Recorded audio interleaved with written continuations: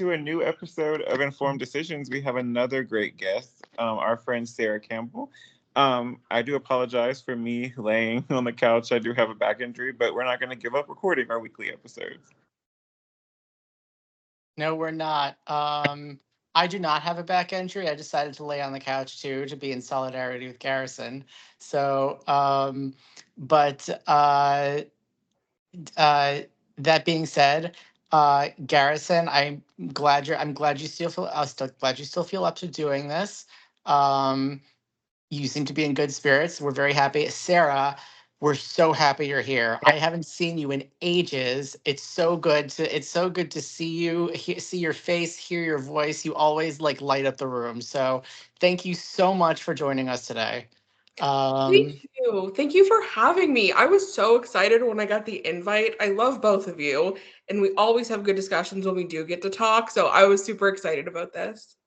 Oh yes, I love your takes on all the stuff that we talk about in Zach Cherry's live stream. It's always so much fun.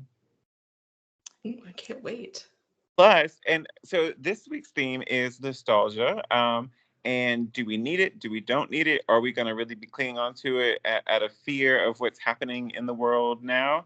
I think it's a good discussion. And also, Sarah and me bonded over our love for Deftones, which totally brings me back to the late 90s and 2000s horror films. So it's just a perfect topic to discuss with her.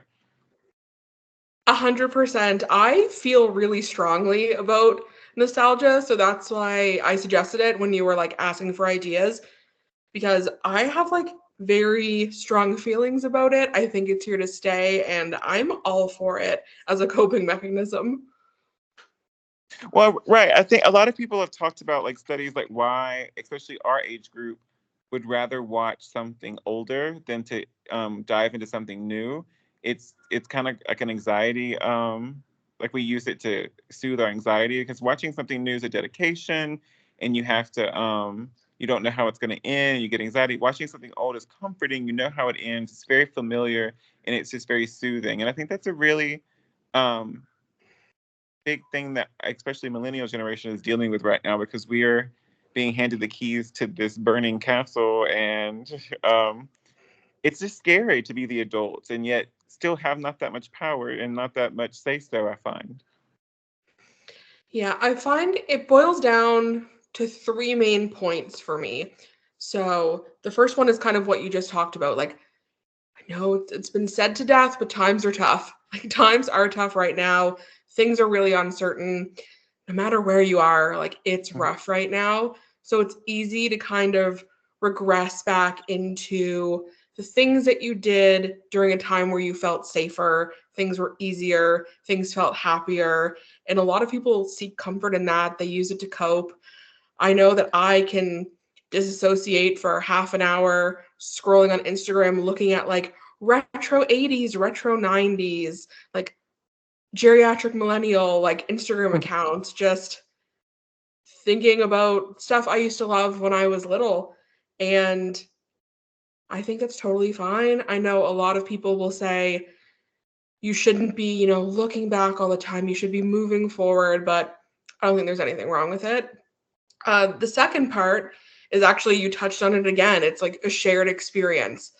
Like if there's something that I really loved when I was younger and I have that like deep nostalgic feeling for it, I share that with someone and they reciprocate, they know exactly what I'm talking about. They loved it too. You build like massive connections with that because it's almost like they understood a part of your childhood and it's like a deeper connection than someone that you just may, meet at work who you don't really have anything in common with. And like it's been proven to make money. Like 90s con is a thing. Like reboots, requels, like people get it. And like what you were saying about why we want to watch older shows instead of like these new things. It's like we know how it's going to end. There's a safety in it. We like it. We know it. And then the third part, which is a little darker, is like we were promised an adulthood that we never got. Mm-hmm. We grew up watching like adults in movies and adults in TVs in like think like Charmed mid 2000s and thinking one day I'll have a house like this. One day I'll, have a job like this. And that's just not how the world turned out for most people. And now, instead of using our money to try to buy a house, we're buying things that childhood us thought adult us would like.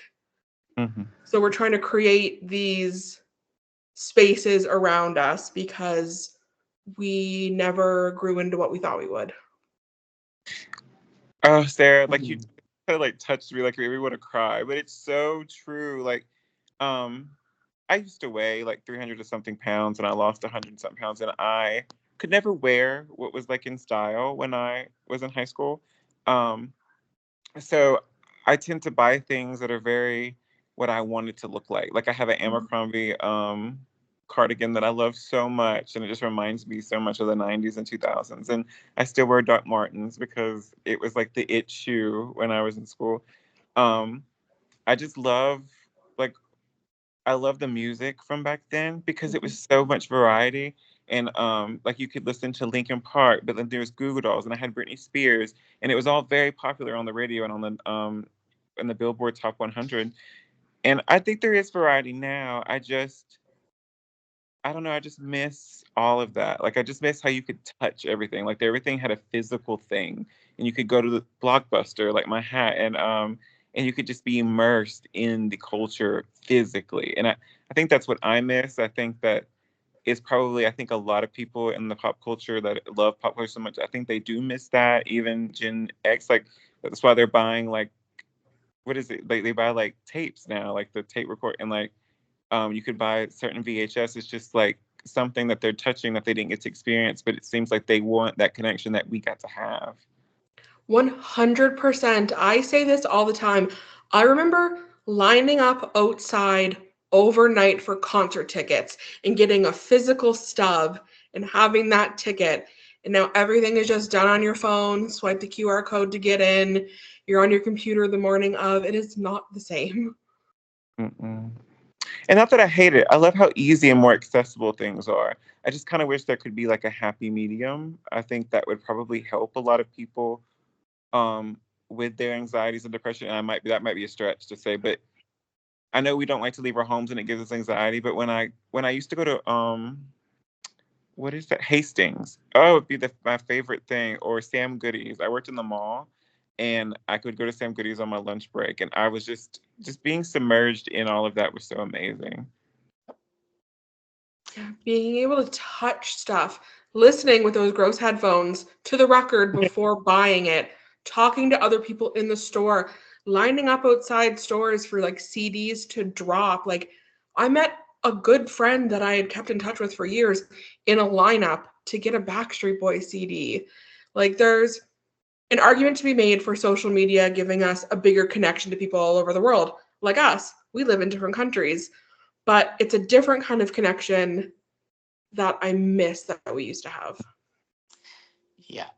Um, I love a lot of, I mean, I love a lot of what you said. I mean, I think it, and certainly I mean, the pandemic changed things so much. And I certainly miss going out and seeing people, of course, like that, listening to the music in the store with the headphones on. You can still do those things though, to a certain extent. Um, I am I really loved a lot of what you said, and now I am going to do something I didn't think that I was going to do. I'm actually going to I'm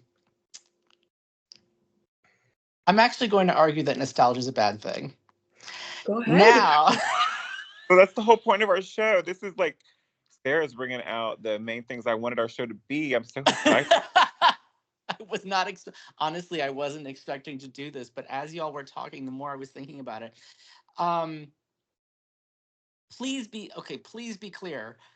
I am not saying that enjoying pop culture artifacts from when we grew up is a bad thing. Certainly not at all. I listen to 90s music all damn day long. And my favorite movie is E.T. and will always be, I suspect. Every time I feel like I'm in a bad mood or sad or distressed, I will watch it and it will clear all the bad thoughts out of my head. Like I feel like optimistic and hopeful and I think part of a big part of the reason why I listen to it and I would imagine why other people do too, and watch and listen to these things is to retain the sense of youthful optimism, or that sense of childhood innocence when you had your whole life ahead of you, but more specifically to regain the belief in yourself that you can do anything that you want to if you put your mind to it.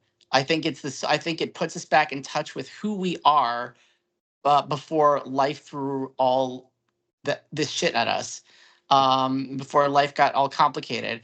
Um, and I think that it's great to bond with people over your shared love of this stuff, and like going to concerts like with these artists, like all of it. I mean, all I can't remember the last time I went to a concert where the artist performing was under the age of 50. So I am all for that. Um, I do think that nostalgia itself is a coping mechanism, as this was pointed out, but I think it's a way to like bear detach from the horrible reality that we're living through now. And while that is completely understandable, I also think that, um, emotionally it is regressive, and I think that it puts us in a place where we are it's almost impossible to deal with what's happening on a daily basis. Like, it is overwhelming and it makes you want to retreat. But I think retreating makes us in a way less and less equipped to help each other out and deal with what is happening. And I think we owe it to ourselves to be as present as possible.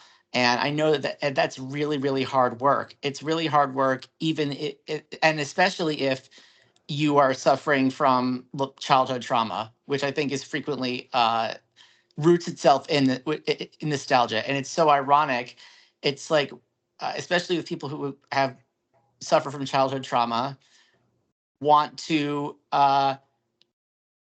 cling to those things and return to that era. And it's weird because it's almost like going back to the time when you were having these things happen to you, but it's those things that you're listening to and those things that you were watching were what helping you get through those times. Mhm. And I think now, and it's interesting watching it's funny, like right before I got on, I just got home from work, and I leave the computer on playing TV for Scarlett all day so that she's not bored when I'm gone. And of course, like, it just happened to be on Buffy, and I just came back, and it was, so I literally just ended Selfless, the iconic season 7 episode. It just happened to be playing like right as I was like walking in, so I finished that right before I got on. And, aside from it being my favorite TV show, and that's always another one that helps me get through things too, Mhm. I think there's an analogy to be made between, um, watching old shows that you're fairly familiar with and provide comfort to you to get you through bad times, to, uh, doing activities or playing games that you've beaten before because you know how to do it and you know how to win, and it gives you a sense. It's like comfort because, like, oh, I've accomplished this before, I can do this. But at the same time, that takes you away from the fear of the unknown and the fear of like trying new things, because the only way you can get better and grow as a person is to actually try to do something that new that you want to do that you've never done before. And you try, and that risks, that comes with that, the fear of failure, like the risk of failure. And a lot of times people who are succeeding at things have like failed at those things many times first, and of course that sucks. Mhm. Nobody want, people don't, you're scared because you're scared of the failure. And I think part of the problem is that if you don't feel like you've had the emotional support base given to you, out from external sources as a child, to know to like help prop you up, it doesn't it's hard to like have that confidence in yourself that you'll be able to do these things. And so you will go for so the nostalgia is a comfort mechanism, and you just retreat into it. And while I will, and of course I will go hang out with friends, and we'll go watch old TV shows. And it's so nice. It's so nice to like be with friends and just, relax, and, not be in that constant state of like having to be like like at a competitive level and ace at everything all the time. You can relax with your friends and unwind and just be like, let them be who you are when you're not having to constantly put on a front to like make sure that nobody's coming for whatever you have. have and constantly having to provide your worth to the world, because ultimately that's how people remember us, is like what we do for them. That's why ultimately it's like why we were put on this earth, to like give as much of ourselves as possible to the world around us. And then hopefully if we make the right choices, we will find the right people and places and things that will give back to us to recharge our batteries. But that doesn't always happen. And so yeah, so nostalgia. So I think that taking comfort in these old movies and TV shows and and music is it's understandable and it's relaxing, especially if you have a group of friends you can do it with. Lord knows, I mean, like my dad is the king of this, so and I used to like get on his case about it all the time. But at the same time, I think it's also a I think it's also a way of detaching from the changes in the world around you. And I think also maybe a way of like not dealing with the frustration that we are ourselves are not making as big of an impact on the world around us as we wish we could. I can agree with you, and I do find that, and this is not, I know all the different age groups compare each other. I don't find I don't find that I'm guilty of this. I can't speak for other people. I know my parents were, because they only listen to oldies. They watch like the westerns. They don't. My mom is good about watching stuff that I suggest, but they live in a world of the past, and I think a lot of generations do, to make themselves feel good, hang on to the world of the past. Now, I love nostalgia so much, but I also love new things. I also love to listen to the radio. And this is a subject I know Sam didn't know much about this, but this is something that people have been raising up, especially on TikTok. Sarah, do you know who Tate McRae is? Yes, Canadian Queen. Yes. Thank you. You and Thanks Ashley. for outing my ignorance on this Well, recording. I was just adding it. I love Tate McRae. I think Tate Mhm. McRae is awesome. I I I do think it's not totally her fault that they're saying, well, she's just this generation's Britney Spears, but not as good. And Mhm. it's unfair to her, even though she wore a similar outfit for the throwback of Britney Spears, and a lot of her stuff's kind of like the looks are kind of like the Pussycat Dolls and Britney Spears kind of type. But I do feel that Tate McRae is her own person. I think she will be. And I think that the nostalgic thing that we have that we've thrown on her is hindering her, and it's not fair. So I do know that nostalgia has a very negative impact sometimes. How do you feel, Sarah? Yeah, so I'm not disaligned with what Sam said because I think so there is a difference between like a coping mechanism and a crutch. Like Right. we can't live in the fire all day every day. Like every once in a while you just got to shut your brain down for your own mental health and yeah, maybe regress to your comfort zone. But when you're doing it so much that you're ignorant to what's actually happening, that's when it's a problem. When you're Yes. using it as a crutch to completely live in the past, to say, whatever's happening right now is none of my business, I'm in my happy bubble, that's a problem. But if you want to go to your cons on the weekend and listen to your 90s music to just chill, amen. That is what I'm doing.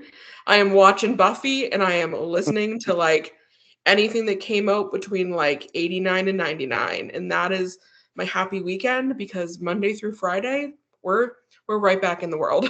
Right. I completely agree with you. No, I completely agree with you on that.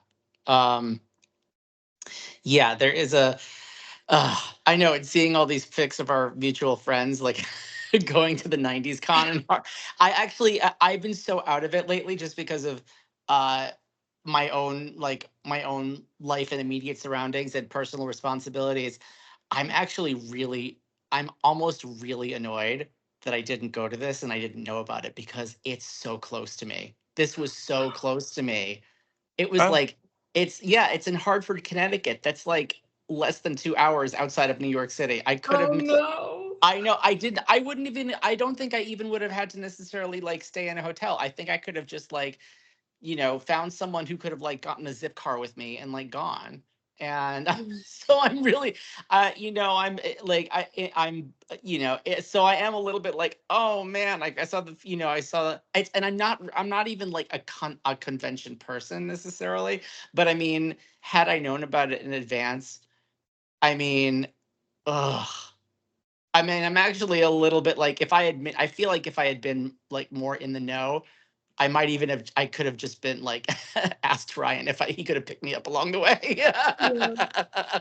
and like made a weekend of it. But that's okay. I'm glad he had a good time. So yeah, I don't think there's anything wrong with like that stuff like looks fun, and there's absolutely nothing wrong with it. But I would like to thank you, Sarah, for making the distinction between like coping and a crutch. So yes, I do think that that's where the distinction is, because I think sometimes it's good to have boundaries and like have your inner peace at times, but like your inner peace is like when your inner peace becomes everything, I think it prevents you from like being your whole self, because your whole self sometimes needs to like you have to sometimes experience negative emotions, because that's part of life. You have to sometimes like experience the sadness and the rage and the overwhelming horror that's like happening. And I think, and yeah, it's unbearable to deal with at times, but if you don't like uh engage with it, if you choose to not be present and just fully stay inside your comfort bubble with using nostalgia as a crutch, I think it's just I think that's actually harmful to I think it's harmful to oneself, so and to the world around you. So but that being said, I am all for listening to whatever music you and listening to music that reminds you of uh, a more in a time where you felt more innocent and hopeful. I think it's actually a good thing to access those emotions and to be able to use those to try and move forward and push yourself in directions forward to feel better about yourself.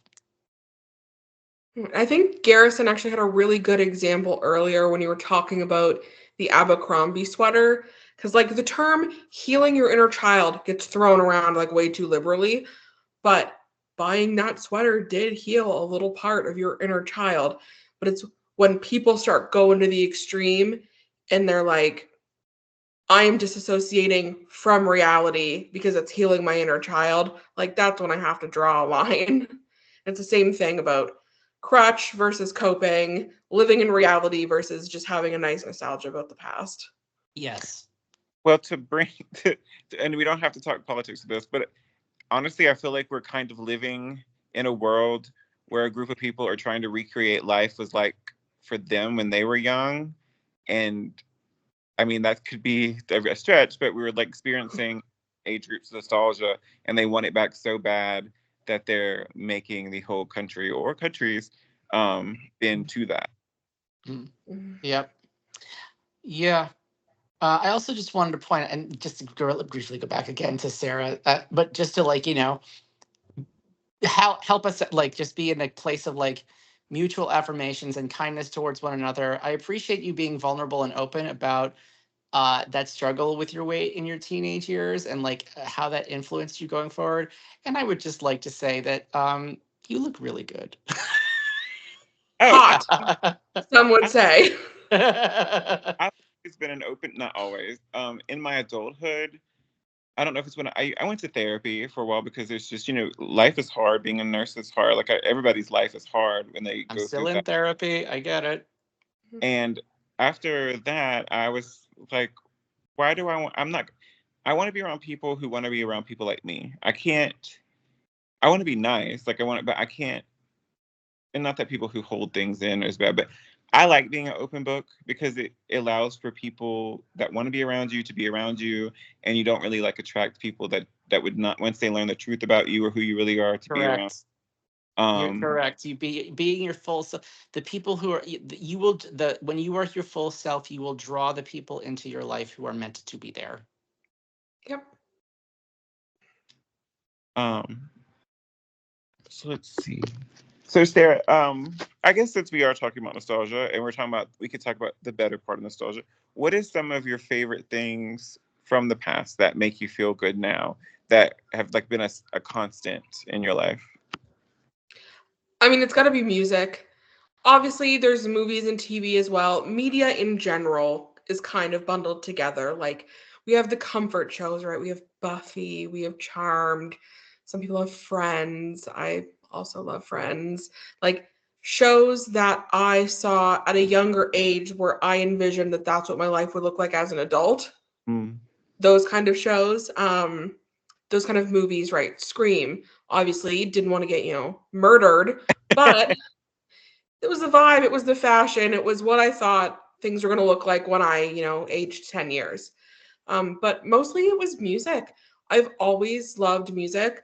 What you said earlier about we were exposed to a larger variety of music, I think was more true, because we had to listen to the radio, right? We didn't have Spotify, Apple Music. We couldn't curate our playlists unless we taped them or bought CDs. So I think we just were like exposed to a lot more.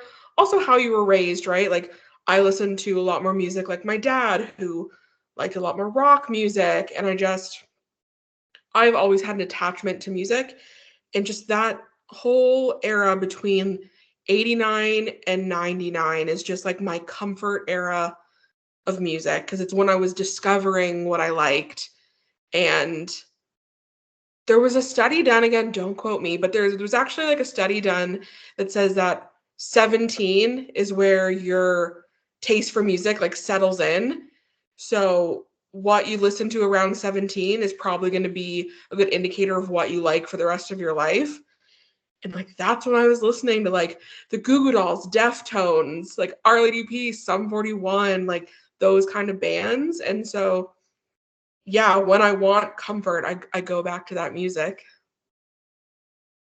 I I have the almost exact same feel as you. I was actually, when I was really young, my I was raised with my grandmother and she only listened to country, and I remember only being really exposed to country and like not loving it. And then my dad listened to the 70s a lot, and I do like this, like some of the 70s and stuff. But I remember getting close. I was like 12 or 11 or 12, and the Disney Channel always had music on, and I remember being exposed to all of those pop artists, and I think this is what I love. And then um, they would always let me rent horror movies, and then I have a huge catalog of songs that were never popular, I guess, that are from horror movies. That's why I Hmm. think soundtracks are like my favorite thing. Like that's my most nostalgic thing that I have. Like I love the Valentine soundtrack and Scream soundtrack. I love the movies, but I also loved how big the soundtracks were. Like they were in their own section at Walmart or Target, and you could get them, and you were just felt even more included into the media because there's this stylized soundtrack that's not really music in the horror movies on the radio. Like Disturbing Behavior had a good soundtrack. Jawbreaker. Paranoia, paranoia, everybody's coming to get me. Yeah, like, and I still remember there's this, and I always wanted to say this, and I do want to do a video on the I Know What You Did Last Summer's soundtrack. Those two are very important to me because my most favorite song, I hate my most, it's Your from, favorite song yeah, my favorite song ever, and I never ever? get, is from the I Still Know What You Did Last Summer soundtrack. It's called Gurecki by Leon. It doesn't fit, but it's the end credit song when she gets like right after she gets pulled underneath the bed by the hook. It's like the screen comes up and it's just this very somber song that turns into um a little more dance track, but it's still very beautiful. And I don't know, every time I listen to it, I do get that entire feeling of being at that age of, and I think we miss that because it's like an age of discovery, and everything's exciting and nothing's bad, and like the stuff that's bad kind of fall because there's something good around the corner. And that song and Iris by Goo Goo Dolls, because the City of Angels soundtrack was perfect. um Favorite all time. It's my favorite all time song. Is it uh, really? yeah, Yeah, it's I've seen them in concert 6 times. It'll be a seventh in August. Wow. Favorite band, favorite song. Is that the one that goes, I want to wake up where you are? That's no Slide. Oh, it's Slide. Okay, it's thank you. Iris is I'd give up forever to touch you. give up. Is Iris. Won. I won a contest for this is how intertwined I get things. I love Britney Spears. She's my favorite pop star. I also love Goo Goo Dolls. Is my favorite like '90s like alternate rock music. I sang Iris on the local radio station to win Simon Cowell headphones from the X Factor show the season Britney Spears was on. Oh Oh, my that's so god. cool. That's so cool. And I won them. Love that for you. That's yes, love it. Yes. But yeah, like I think horror movie soundtracks are a big thing with my nostalgia because if I hear a song, I'm completely transformed back to that time. Like, Mhm. and it's a nice feeling. So I agree with both of y'all. I guess I say, or I guess myself that Yeah, nostalgia is bad if you let it consume you, but nostalgia can really be a great coping mechanism as well. I agree. Every time I hear the swing by Everclear, I just see Cece Cooper getting huffed off that balcony. Like, just takes me back. Or Yeah. Digital Bath, I think of the credits from Soul Survivor. Like, yeah, it's just the soundtracks were so good. Scream 1 through 3 has some of the best soundtracks out Uh, there. Queen of the Damned. See, I could talk about soundtracks all day. Don't get me started. Don't we'll get me Wow, I started. had no idea. I was like hoping at some point to do like a thing of like my favorite songs from like the Scream franchise, but Sign me up. we I could know we can absolutely do that at some point. side Um, quest. but I was definitely thinking about. I also wanted to share a few of my like nostalgia hits, or just like, Yeah. well, because you keep. I mean, well, both of you so far have shared like your favorite musical acts from like the '90s, and I was thinking about this, and when I mean, okay, so my favorite band as a child was U2, so I will always like remember. I'll always like go back to one of their albums, and I'll just feel like I could walk inside that world again. That with that expansive sound of theirs, and their Bono's beautiful voice and their political do-gooder message. I love it. But when I think of the '90s specifically, a few like genres in specific come up to me. So one is like hip hop in both like the more hard street type and the more cool like jazzy type. And then there's angry white girl rock.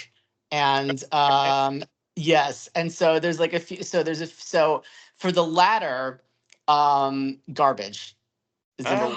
Uh, I Yes. know. I love garbage. They're coming Mhm. out with a new album. I'm so psyched. Um, uh, PJ Harvey is the only person I've ever seen in concert more than once. So, okay, this. I may be dating myself a little bit here. I hope. And Garrison, I know I'm a few years older than you, but Sarah, maybe I'm a few years older than you too. So I'm not sure about that. But also like Diggable Planets, the Fugees.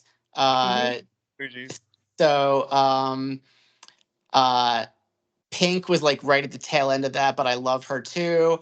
Um, and let me see what else. So bands like the Cranberries. Mhm. Um, Yeah. and like if you just like linger, if you just put that on, I'll like I will float away. So Mhm. um, there's so many. Yeah. So thank you for letting me share some of that with you. No, that's I have to look up PJ Harvey. I don't know who that is, but in junior high, I had the CD, the garbage CD. Where it was just like orange, and it looked like it was soft. Version Um, 2.0. Is it version yeah, 2.0? and I loved the song. I think I'm paranoid so much. Yeah. And they had it on the Buffy soundtrack. Yep. Temptation waits. Yeah, it's a great song. It is a great song. Their sound in particular is so unique. It's kind of like this. It's like this cool metallic punk like espionage-ish like vibe to it. I'm not. It's not even remotely surprising that they got tapped to do the James Bond theme song. But Garbage is like an amazing sound to them. Yeah. Yeah. I Or back Push It. I love Push It too. by, Yeah. And by, Special. by garbage. Yeah, by Garbage. Push It was like the lead single off that album. And Special also is great, and so is Sleep Together. Like that whole album is just fire. That whole album is amazing. So yeah, but I would also, yeah, at some point I would love to like go like do a Scream soundtrack video We because it's uh, about why soundtracks should come back. yeah, Mm-hmm. Uh, Because a lot of people talk about the scores for movies and get hmm really like nerdy about scores, but I feel sure. like we really need to talk about the soundtracks. right, because they were so important to a lot of people. That Queen of Yeah. the Damned soundtrack has reached even the locals, the people that don't even love movies, because that soundtrack is important to a lot of people. Because we regressed a lot in nursing school when I was in clinicals because it was so stressful, and we all bonded over the Queen of the Damned soundtrack. Like I Oh, It's like still a cool. universal thing. because That's really. I'm again. I'm out of the loop on that one. So yeah, I know. sexy dark album like Corn's on it, Linkin Park's on it. The Kidney Thieves, which had a very short run, has a great song on it. I love their first Not the album. kidney thieves. Great band. Like it's like sexy dark. I love the whole um era when like Rob Zombie, Marilyn Manson, like stripper rock music. Mhm. It's like my favorite kind of music. Like I feel like when you turn that on, I'm like, oh okay. I just see you dancing to Living Dead Girl in your living room. Yeah, Just. I mean it's happened many times. Yeah. Hmm um, But I also love that Sam brought up like hip hop because there's definite pockets of nostalgia. Like everything that I've kind of been talking about was like me in like high school. But mhm. like when I was in junior high, that was when like Fast and Furious was coming out and everybody was listening to hip hop. Like Missy Elliott, Ja Yeah, Rule, Nelly, Love Ludacris, Missy like Elliott. that whole era. I was coming home and watching like a 106 in Park and BET. I had Honey on DVD. Like that was but like a big part of my life too, but it's not something I think about a lot when I think about nostalgia because I tend to go back to my like high school Right. years. But like we've lived a lot of lives, guys. hmm you mentioned Honey, and I watched that like I taped it off the movie channel when I was young and watched it because I was a big fan of Dark Angel and I loved Hmm. Jessica. And I had that whole soundtrack to Honey, and like because it's not like it was music made for that movie. A lot of it was. So that Jada Kiss song that the music video she's in, Yep. like Jada Kiss, and I love that song. I love the Black song on it. I love them on Bring It On too. With Eliza hmm Dushku, you Hmm. can attach anything to anybody. I feel like, but um, yeah. And Missy Elliott is. I love every one of her albums. Um, I loved watching her videos on MTV. Like I feel like I feel like we don't give her enough attention in the modern day because I feel Hmm. like would push through. I just don't know what. I feel bad. I think, well, unfortunately, she got sick, Yeah. and went out of commission for a while. I felt it's. I mean, it's just so sad because she's such an icon. She was Uh, such an amazing. Oh my god. She was so her. I mean, uh, I mean, Timbaland is amazing, and he's hooked up with a lot of like artists and like delivered a lot of their respective like musical peaks, but none of his I don't think any of his other collaborations were just flat out as like intoxicatingly weird as the ones he did with Missy. And they were like the beats were so like off kilter and dope and danceable and just dun, dun, dun, dun, dun, dun, dun, dun, dun, dun. And yeah, so there's that whole time period really just something else. I'd like since you talked about Timbaland, Missy Elliott, and we've talked about Queen of the Damned. I would like to say I was a huge Aaliyah. fan of Aaliyah, and I think she Yeah.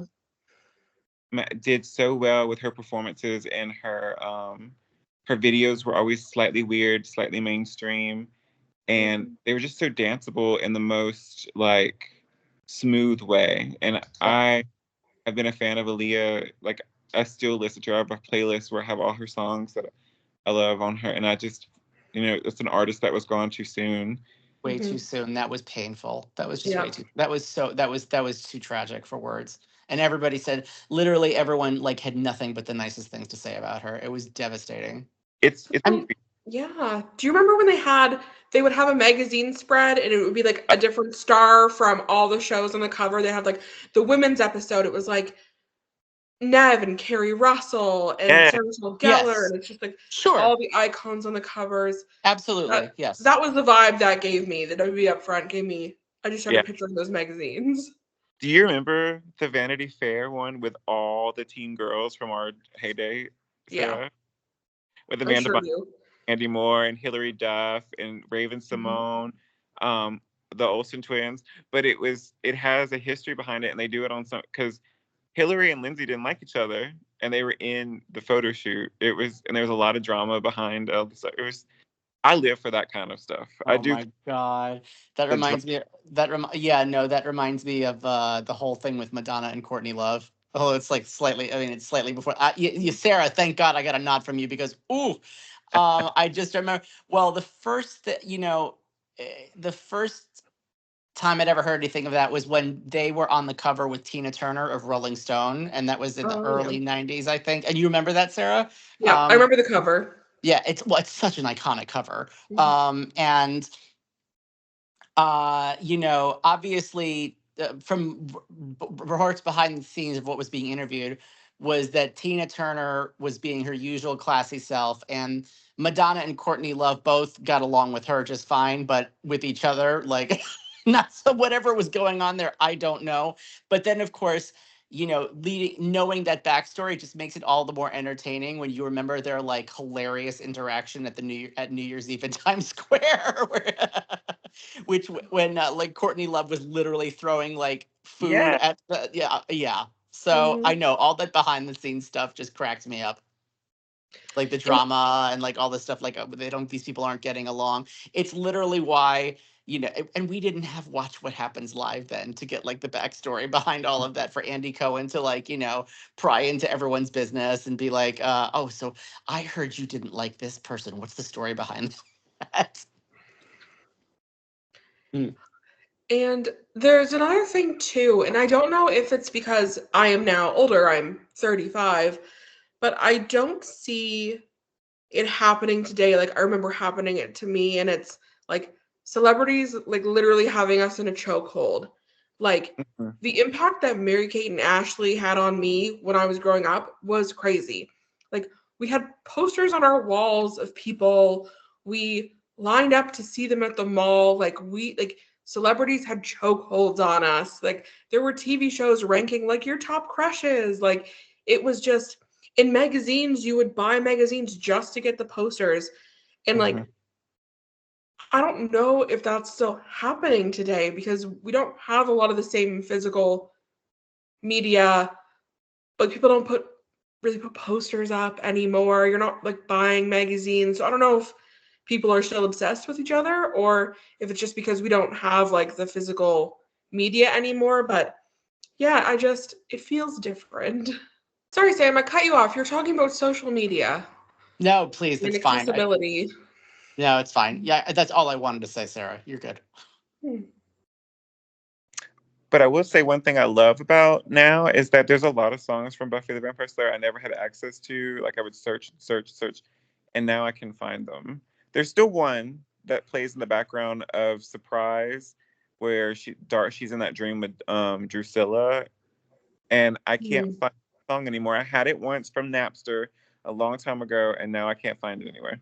That, you know what that reminds me of? Oh my goodness, I know exactly what song you're talking about because this was after the official soundtrack came out, but like there were still a lot of songs. When I was in college, so I'm several years older than both of you. We're both born, I think we're all born in the '80s, correct?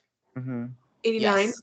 Yeah, exactly. Okay, so but I was born at the other end of the decade. Mhm. So, um, when I was in college, this was like I think Napster was around, but just barely, and people like were making MP3s. Like that was the era. I was in like it was late '90s, early 2000s.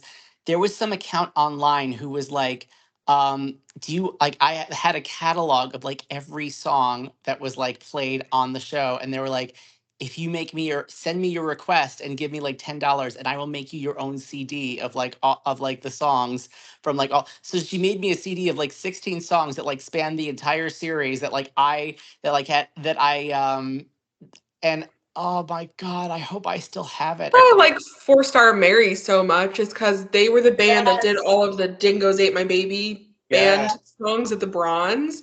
So it's like when I listen to them, I feel like I'm at the Bronze. Like, and it just gives me like a feeling. But actually one thing that is it's kind of funny, but also drives me crazy is so there's a show Daria. Did you ever watch Mhm. Daria? I didn't, but I saw it on. It was on MTV, I think, wasn't it? It's one of my favorite shows. And so I bought the box set. It's only a couple seasons, but they didn't pay to upkeep the license. So on the box set, all of the music is like Muzak versions of like what songs sounded like in the 90s, and it's not the actual songs that were playing when the show aired, which were like, actual songs. Like there's like Blink 182, like all songs from like the late 90s, early 2000s. And so now the box set doesn't have that anymore. It's all just like instrumental vibey music, and it's so sad because it takes so much away from the Mhm. show not having the actual music. Like music is so important to a show. I agree.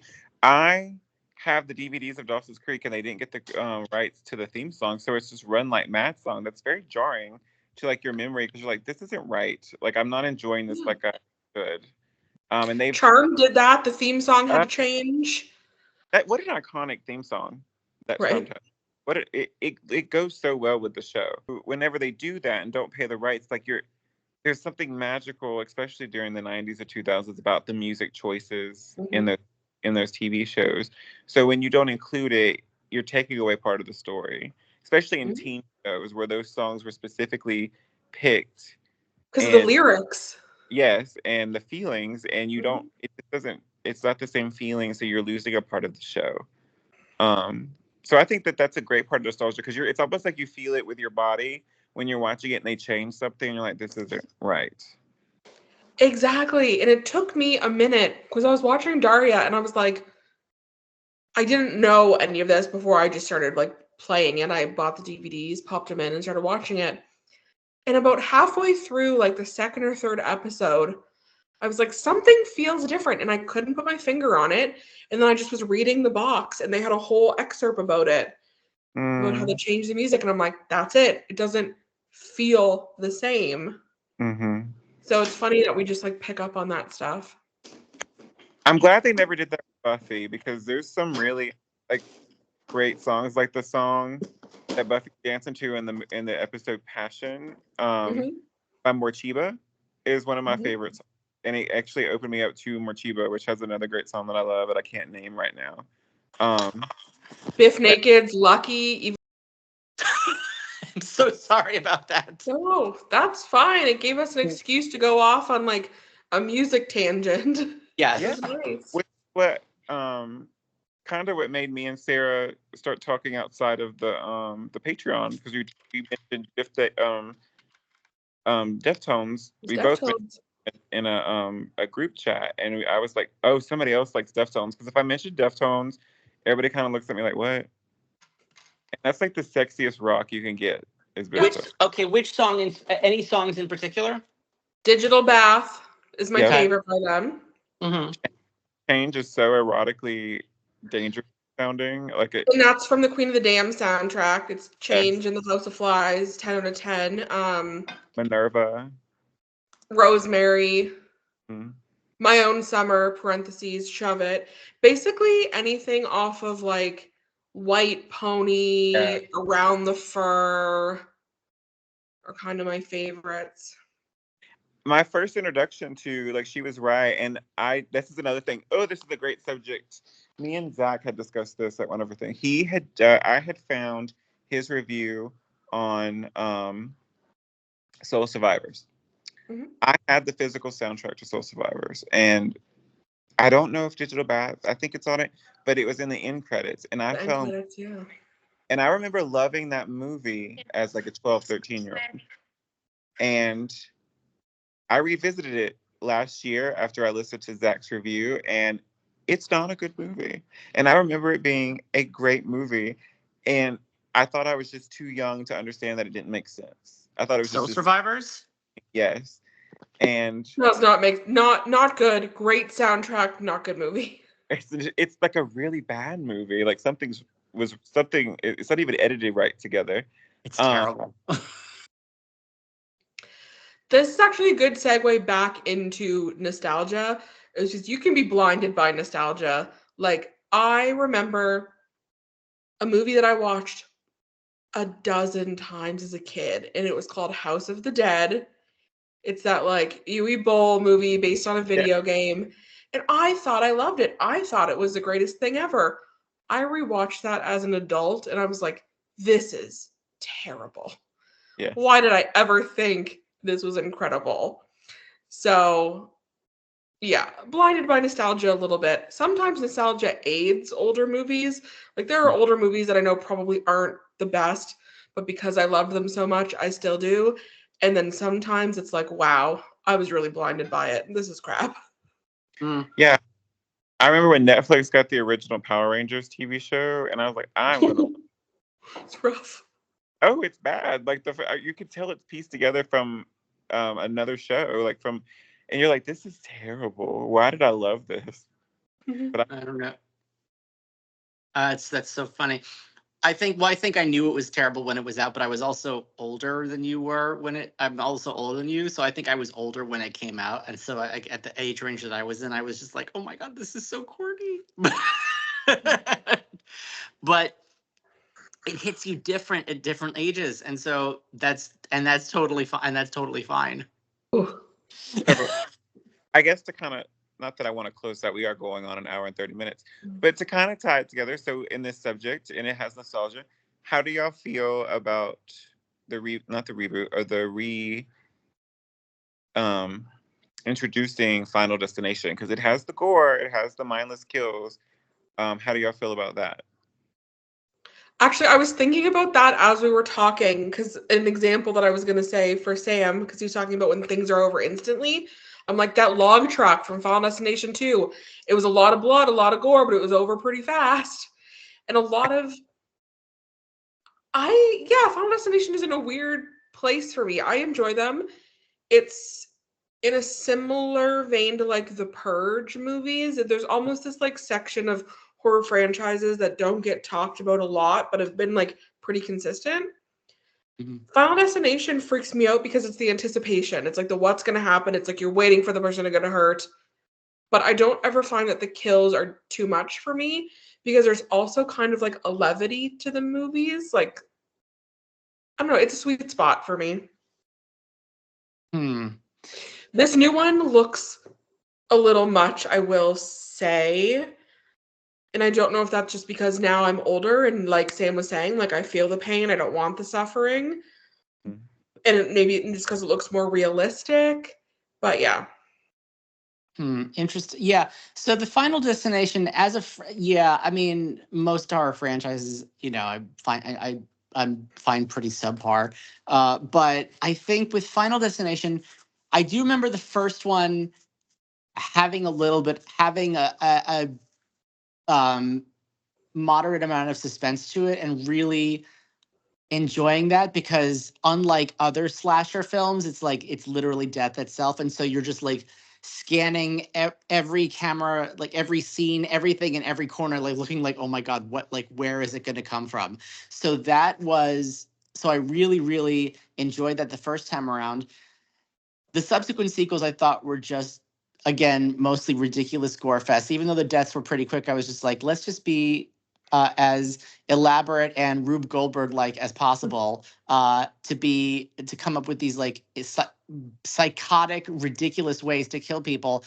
Then all of a sudden, for some reason, the fifth one, and this is never happens, I thought was the best one in the franchise to People Oh, love date. the fifth one. I thought number five was really good, and I think mostly because I think for the first time it actually made sense, not just with uh the vision lining up with the order of the death that it actually happened with in the film, but also that it the deaths themselves came about because of actual just human error, and it felt more realistic and more frightening, and kind of played with your mind almost in like a Hitchcockian way, making you wonder how much of this is really supernatural and how much of this is just a freak accident. And uh, the and it was also one of those rare moments where I thought the final twist I thought could have been really cheap, but I actually thought it was brilliant. Mhm. Because I thought it just tied everything in together, and I think it tied everything in a surprisingly profound way by with the simple statement and theme of the fact that like death unites us all. It's like one of the only things that humans have in common is that like is our finiteness, our mortality. Um, and that being said, I don't really know how I feel about wanting to go see the new one because again, if it's again, it's just about it's almost like a death kink. I don't know, like this, like the concept itself at this point, I feel like it's run its course. I'm like happy with like I don't need any more out of it. Honestly, most of the movies that franchise didn't really give me anything anyway. Um, so I'm like, I doubt I'll see it. I'm not gonna. I don't think I'm gonna see it. That being said, I'm not wild about the I Know What You Did Last Summer franchise, but I am just curious since that's coming back too. Are either of you excited for it? Because I heard I mean it's never been my favorite franchise, but I liked the first one enough, and word of mouth from what one of our friends at his accounts has been putting up, like, well, okay, Ryan this is just promoting Ryan's just been promoting it, and rumors recently about the trailer have been hitting a nostalgia sweet spot. So are either of you excited for it? The leaked stuff does not make me happy, and I hope it's not true because I don't want to watch a whole new set of friends murder somebody, then ask for murder advice from Sarah Michelle Gellar and Freddie Prinze Jr. I want a killer after all of them because I think that that's ridiculous. Now, I still know what you did last summer. I enjoy rewatching more than I know what you did last summer. So if Mhm. that plays through and it's bonkers, like I still know what you did last summer, I'll watch it every day because I still know what you did last summer is one of the most fun '90s slashers I've ever watched, and I actually want to watch it right now. Love the soundtrack so much. Love Jennifer Love Hewitt in it, and I love the Wild Bahamas twist of it all. My ticket's purchased, my butt's in the seat. I'm gonna see it, but I don't know if I have that same level of like excitement that I would have for I can't even say a new Scream anymore. I'm sorry. 5 and 6 have ruined me.